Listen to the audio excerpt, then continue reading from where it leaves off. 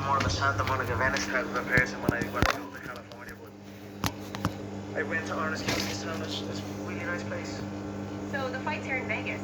Do you feel like it's almost a home game for you then? Oh, it's brilliant. It's so good to be back here in Las Vegas. I'm honored to be back here and to perform for the fans and to boost this great city again. Yeah, familiar city and familiar foe. You know, I spoke with Dustin. Everything. It's a late night fight on a Saturday. Yeah, it suits me down to the ground. The last one was an early morning. You know what I mean? That doesn't suit me down to the ground. I'm a night guy. You know what I mean? So there's a lot of things that favor me here in Las Vegas. You know, I'm happy with it. The crowd has got to be one of them. Of course, the crowd. Of course. Look at the support I receive here in America. You know, it's breathtaking. It's humbling. It's motivating. It's inspiring. And you know, very happy to be back here.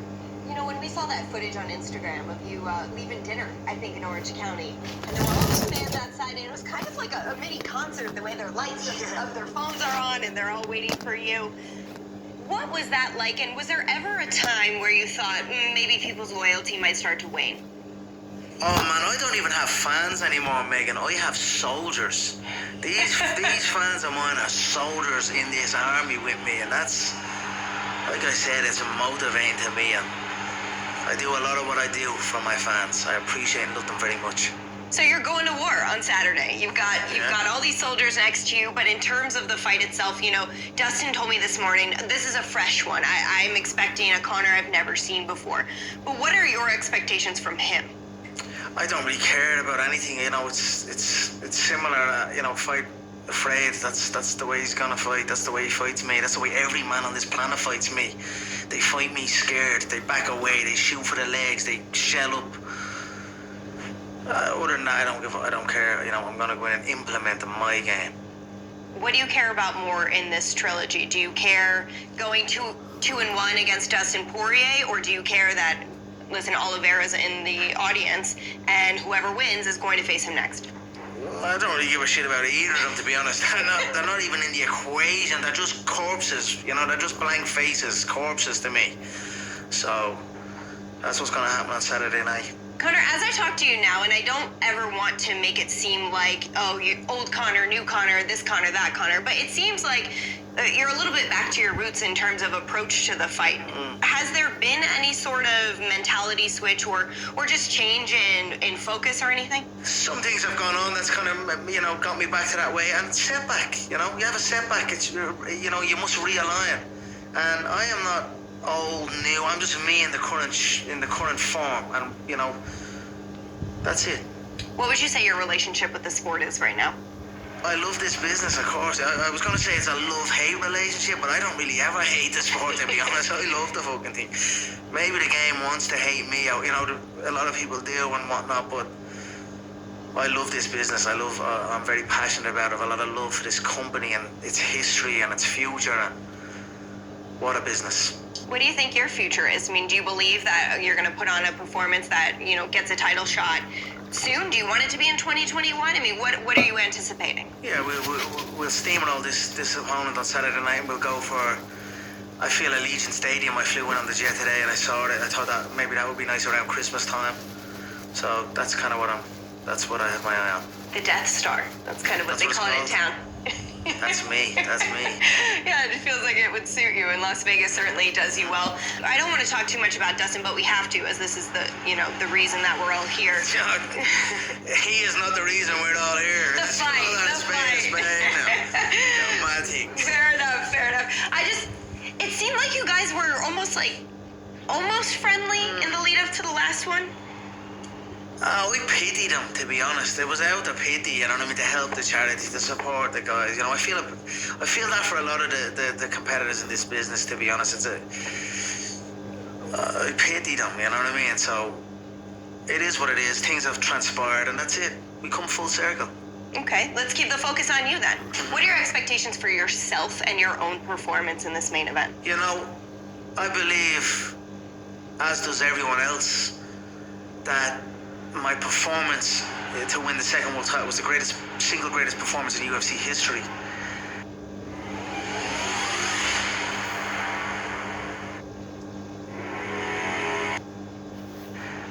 I'm going to top that on Saturday night. Is there anything you see in his film that lends you to believe that, or is it all about you? It's all about me. It's all about me. You know, he was electrocuted in the last fight, in the both rounds. So I'm just gonna finish the job here. You think it goes all 25?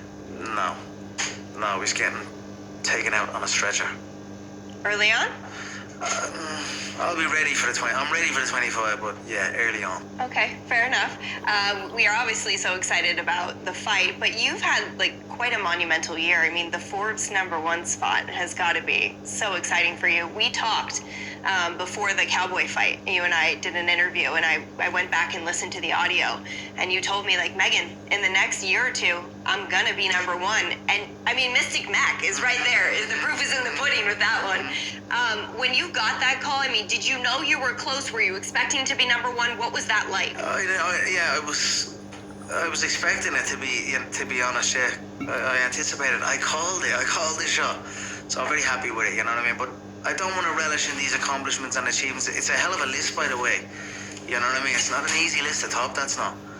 But I don't want to stew in that for too long. Like, that's kind of what the last one was. I was relishing in things, and you know, at the press conference, one of the journalists replayed a quote, "Oh, when my mother has a mansion, when my girlfriend, you know, when my kids are secure forever," and these type of things. I'm like, I have taken that away. I've gone back to the building sites in my mindset. You know what I mean? That's the mindset I'm coming in here with. What made that turn? If you needed to turn the direction of your thoughts. The setback, how the bout went. You know what I mean? Like I said, some things, everything happens for a reason. Yeah. That's it. Did you feel like maybe you were taking too much in? You were relishing in moments too much? Yeah, of course. It was a charity. It was the rematch originally began because I was going to just do like a charity event. Because I had been so inactive, but I had that Manny Pacquiao lined up. I was like, I want to get an MMA fight in, but still, I don't want to just be so far out of MMA and then do a boxing and then be out even further. I wanted to squeeze an MMA one in. So I was kind of just doing it that way, and now it's been full focus on MMA, and I'm, you know, from what's been seen and from what I've been doing in the practice, you know, it's paid off. It's paying off, and it will pay off on Saturday night. Does it bother you at all? I mean, I've got to imagine not a lot bothers you. But does it bother you at all when you hear people, you know, praise one accomplishment, but in the same sentence diminish the other? Yes, he's #1 on the Forbes list, but that must mean he can't be motivated to fight.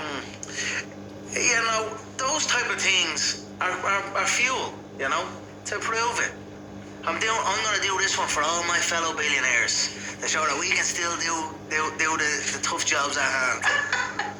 Well, I'm sure the Fertitas will be in the building, so I mean, there'll be somebody that can relate to you on that. Yeah. Certainly not any of us in this room, but that's exciting.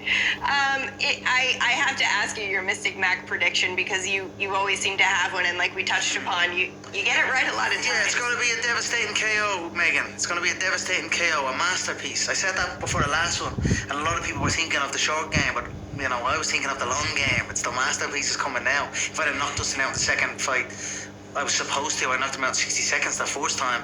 Now it's the biggest thing ever. Yeah? A masterpiece. We can't wait. Will your kids be in the building? No, the family will not be in the building. No, none of them. Will you go see them right after? I mean, how does Dad Connor happen after a fight? I just had to sidetrack that, Megan. You can't go to want to kill a man and then go and be cuddling your kids and giving them puppies. It's just, rest day with the family is not rest day. It's harder. It's harder work than the training. Yeah. So, you know, I've felt good benefit of this. It's been tough, you know. I love my family very dearly. I'm a family man.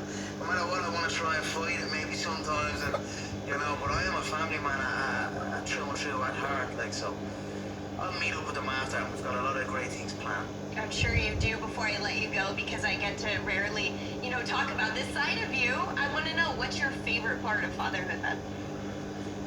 Just you know, just watching my kids, watching them, you know, just watching them grow up, and just seeing the little you know, personalities and whatnot. It's great. It's great to be, you know, with the woman I love and raising little mini versions of herself. Does Connor Jr. know what you're about to do? Like, does he understand?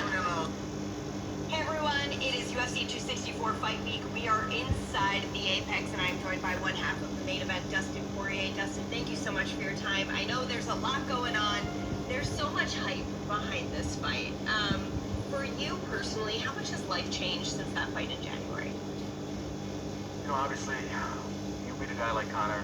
He's such a celebrity that you go out there and get your hand raised, especially knocking him out. You get a lot more opportunities business-wise, and it's been nonstop.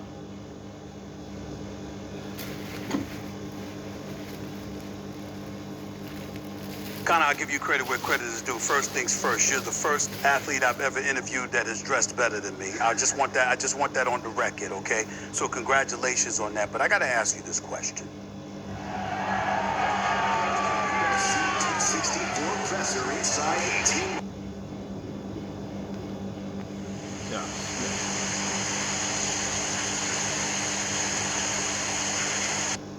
Hey everyone, it is UFC 264 Fight Week. We are inside the Apex and I am joined by one half of the main event, Dustin Poirier. Are you able to feel that way? I mean, is there anything that you can point to and say, like, I need to do this every time? I honestly think that not caring as much allowed me to get to that mindset. Like, I just stopped putting so much pressure. I just felt like it was another part of my career, another part of my story that I was writing, and that's where I need to be. And I feel the same coming into this week. Like, it's a huge fight, obviously. Fans are going to be crazy. It's a trilogy where both guys knocked each other out. I mean, this is a big event and a big fight for MMA and for history of combat sports. But I don't really care. You know, like, I know I put in the work and I know I'm prepared, and that's all I can do. There's got to be a comfort from that preparation, right? Is that what can kind of lend itself to the not caring attitude? Yeah, that, you know, I always put in the work, you know, check all the boxes. But it's just, I guess, experience too, not only in fighting, but in life. Just kind of like, I know I'm dangerous. I know I'm skilled everywhere. I know I can put it all together and beat anybody in the world on any given night. I'm just comfortable with myself, I guess. And I know, I like that you've said that in the lead up to this fight, and that's why you wanted this trilogy with Connor, because if you want to be the world champion and believe you can be, then you'd have to beat him along the way anyway. But this one, you know, Dana's confirmed, yeah, whoever wins this fight is most likely next in line. Charles Oliveira will be in the crowd. Does that elicit any response from you, or is that something you can't even put on your radar? That's something I expected. I'm not surprised to hear him say that. I mean, I'm the #1 contender. I go out there and get my hand raised, I don't become the #2 contender. Right. So I expected that. The same could be said for him. Like, the winner of this fight for the belt. For you, what's more important when you look at it then? Is it to be victorious, have a massive payday, you know, come out the winner 2-1 of this trilogy, or is it to earn that right to compete for the belt? I mean, they're both huge. You know, I'm a provider. At the end of the day, you know, I'm a prize fighter, and I want to be the best, and I want to be in the history books and have all these accolades and have benchmarks that other fighters try to beat one day. I want all that stuff. And before I'm done fighting, I want to be able to say I'm an undisputed world champion. I have the interim belt at home, but that's not good enough. I want to be the undisputed world champion. That's really important to me to close on my career, being able to say that. But also, you know, I have priorities, and like I said, I'm a provider, and I want my daughter to be set and go to college. And, you know, things change as you grow. So that's still a very important thing to me, that I still am chasing like a maniac. But also getting my family in a good position becomes a main focus as I get older in my fighting. You know, I still feel good, I'm 32, but any fight can be your last. Yeah, that's a really beautiful and admirable approach, in my opinion, to looking at these fights. But in terms of this one, I mean, no matter what, you want your hand raised, whether it's for the paycheck or to fight for the belt. What's the most important weapon that you possess? Because you really are such a well-rounded fighter. For you, this one being a fresh approach to this third matchup, what do you think will be most vital?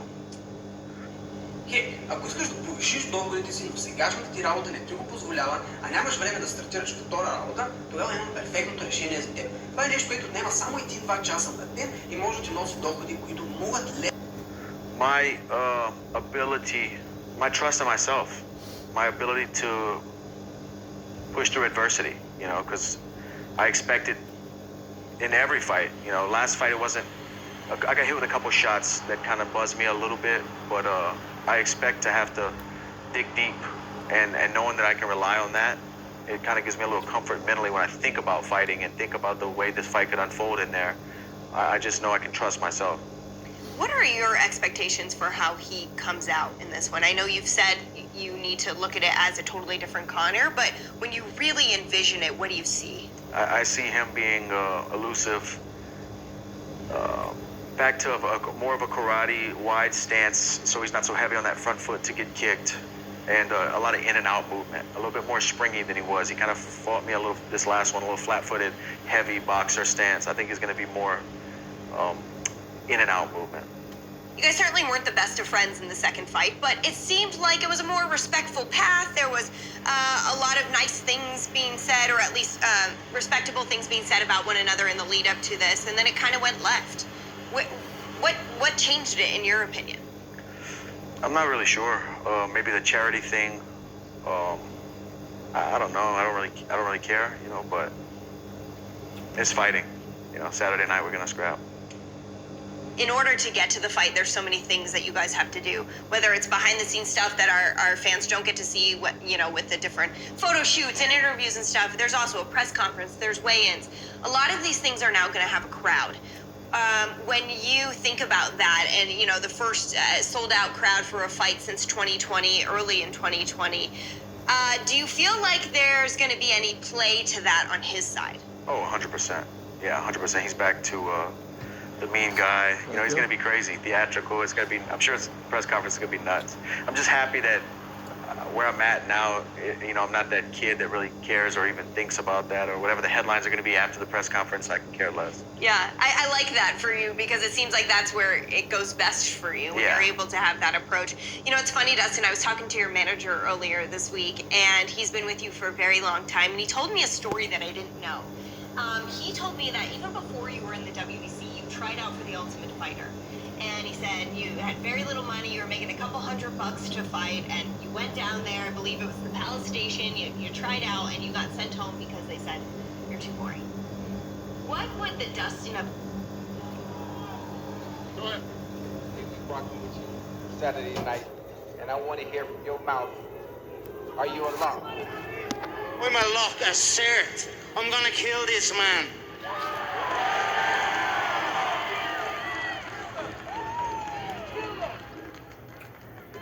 Thank you. Go ahead, Robin. Hi, Robbie, Barstool Sports over here. Question for Connor. Connor, we know you left the kids at home this time. Are they going to be watching on Saturday night, or are they not allowed to witness the violence you plan on delivering?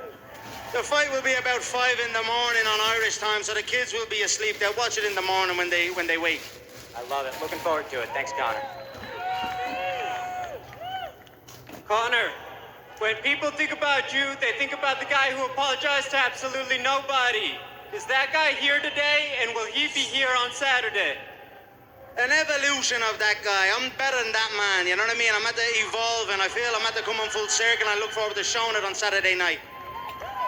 Dustin! That night was the single greatest performance in UFC history, widely regarded. The night I won the second world title in Madison Square Garden. This performance on Saturday night, I'm gonna top it. Dustin, you're not just a contender anymore, you're a big deal in the entire UFC. How do you make sure you don't fall into the trap of falling into the hype? Because I've never really had that hype push. I know who I am. I'm the same guy. It's easy to be me, man.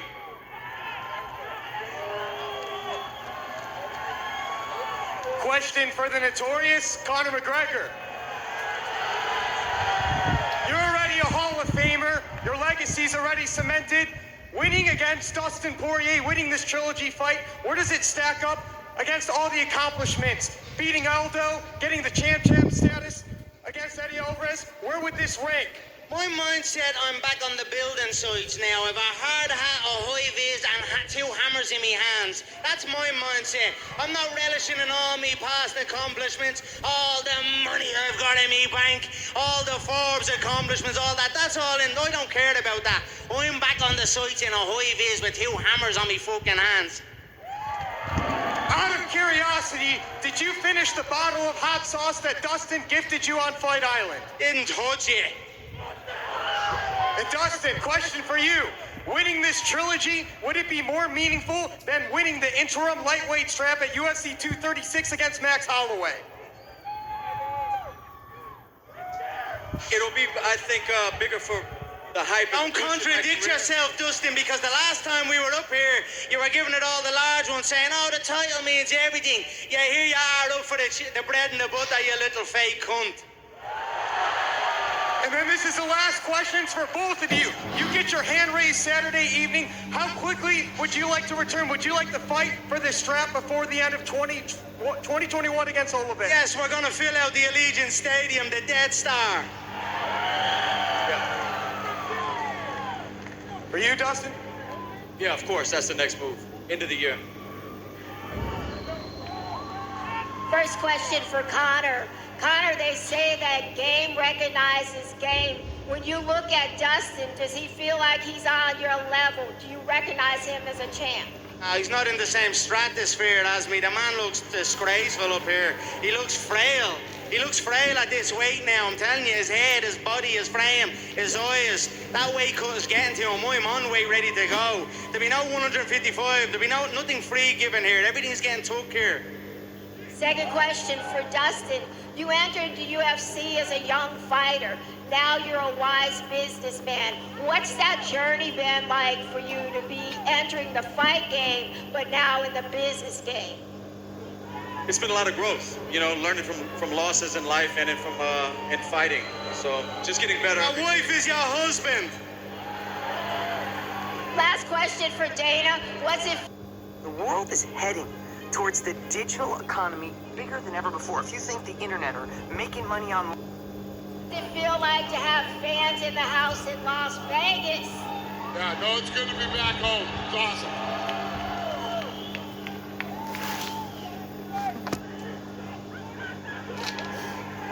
This question's for Connor. Connor, in the build-up to the last fight, you were unusually kind to Dustin. Now on fight week, it's the exact opposite. So where did that switch happen? Because he got knocked the fuck out.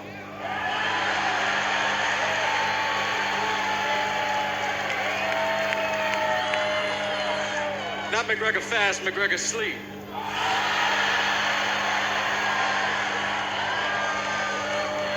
Dustin, in this week, Connor said that in the last fight that you fought him scared. I just want to get your reaction to that. What'd you say? Connor said this week that you fought him scared in the last fight. I just want to get your reaction to that. I have a healthy fear going into every fight. I know the dangers. I know I'm a human being, and if I make a mistake, it could be the last mistake in that fight, and I can wake up asking what happened. So I bring that into every fight. Last one for Dana. Earlier this week, we heard about Nick Diaz versus Robbie Lawler. Do you have an update on that fight? I said it's something we're working on for September. All right, thanks, guys. Question for Connor. Connor, win or lose, do you respect Dustin Poirier no matter what happens on Saturday night? I don't give a fuck about him, to be honest. I don't give a rat's ass about him. He's Buster Douglas. He's Buster Douglas is what he is. And that's the way he's going to go down. He's going to be known for that. It was a fluke win, and I'm going to correct it on Saturday night. Dustin, the same question for you. Because do you respect him as a fighter despite all of the antics? I do. You know, I don't hate anybody up here. I'm at a different place mentally, man. Respect to him and everything he's done. Question for Dana. Is this a return to form? Does this Connor look very familiar to you versus the one that you saw in Abu Dhabi? That's me? What's the question?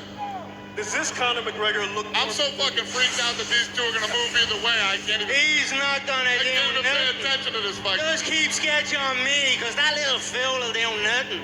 I'm gonna slap you up if you come near me. What did you say, sir? Does this look more familiar to you than what you saw in Abu Dhabi with Conor? Yeah. Listen, you know, I think that every version of Conor that's shown up over the last several years is always a different version. You know, he does what he's got to do. Who's next? Is that it? Conor, right here. Conor, right down here. Conor, question for you. You have won exactly one fight since Barack Obama was president. Put your mouth, I'll go down and smash you in out. Conor, I'll go down and smash you in out. You little rat. You over the little last rat. 6 fights. You little rabbit thing. Someone This smack man him. sent Smack you him. to a place where time doesn't exist 6 months ago. We want to know, why should anyone expect anything different on Saturday? It's one more fight I won than your little sissy ass, you little fanny pad. Why should we expect anything different on Saturday?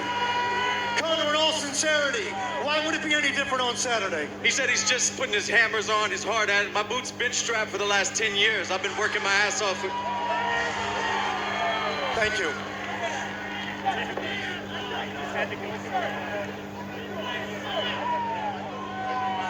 Question for Conor. Despite your feelings towards Dustin, Habib, and Nate, do you still think it's important to have a strong rival to, help you get better and establish legacy? Yeah, fuck the whole roster. Fuck the entire roster. I see the way it is. You try and be nice to them. You try and help them out of pity. But fuck them all now. It is what it is, and that's it. I'm coming for all of them. And Dustin, do you think it's important to have a strong rival as well? What? It's important to have a strong rival, do you think? All these guys are rivals. We're competing to be the #1 fighter. And a question for Dana. Conor mentioned Allegiant Stadium. We're getting back to the T-Mobile Arena, but is there any hope to get the Allegiant soon? I don't know. I'm assuming someday we'll have a fight that we'll put over there. We'll see what happens. We'll see what happens this weekend and throughout the rest of this year. Question for Conor. I'm curious, you've been talking a lot about legacy. How much would a trilogy fight with Nate Diaz interest you? It's for sure gonna happen. It must happen. For one-on-one, it must happen. It will happen. I look forward to the day. And for Dustin, since being over at AT&T, you and Mike Brown really have developed a solid relationship. How much do you credit him for becoming the fighter that you are today? He's helped out a lot in my growth and my evolution as a mixed martial artist, combining everything. My kickboxing with my wrestling, my jiu-jitsu. He's a great guy to have in your corner. And last thing for me, for Conor, just to go back. Louisiana wasn't good enough for you, was it? You left Louisiana. It wasn't up to scratch to get you the way you needed to be, was it? For Conor, what else do you feel you still have to accomplish? You already were a simultaneous 2-division title champ. What else do you have on your radar to accomplish? Trainers, scraps, fights. That's what I love to do. It's what I do. I've been doing my entire life. And that's it, more mega fights. Why are you guys reaching out to people in the boxing world that I know? Trying to bring in boxing expertise? Shut your mouth! Why are you guys reaching out to my friends to bring it to camp? What? I reached out to knowing you tick. I played in sparred Paulie Malignaggi and sparring in the lead up to Fight Floyd, one of the better boxers on this fucking planet, you stupid crossbow. We never ring anyone to ask anyone for any bleeding info on you, you dog. We both did the same to you. Go ahead, sir. Question for Conor. So, Conor, the lack of trash talk last time around made things easier for Dustin, you said. But can you regain an intimidation factor after losing? How do you regain a psychological edge? Don't give a bollocks about all that. Lock me in the cage with him, you're gonna see what's happening. For Dustin, so you knew the trash talk was coming this time around. How do you prepare for that? I don't. I just don't care about this stuff anymore. I don't care about this. Okay. And for Dana, how much do you appreciate the back and forth as a promoter? It doesn't matter one way or the other to me, it doesn't matter to me. Okay. Yeah. Thanks. TMZ Sports. Conor, congrats on making the cover of Forbes. Thank you so much. How long into your billionaire? By the time I'm 35, I'm 32 now. 35, okay. You'll be 33 next week. Do you want the boss, Dana, to get you anything for your birthday? No, I have everything I need. I have everything I need.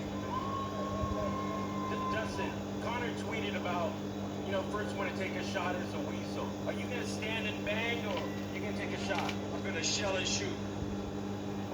Have a good night.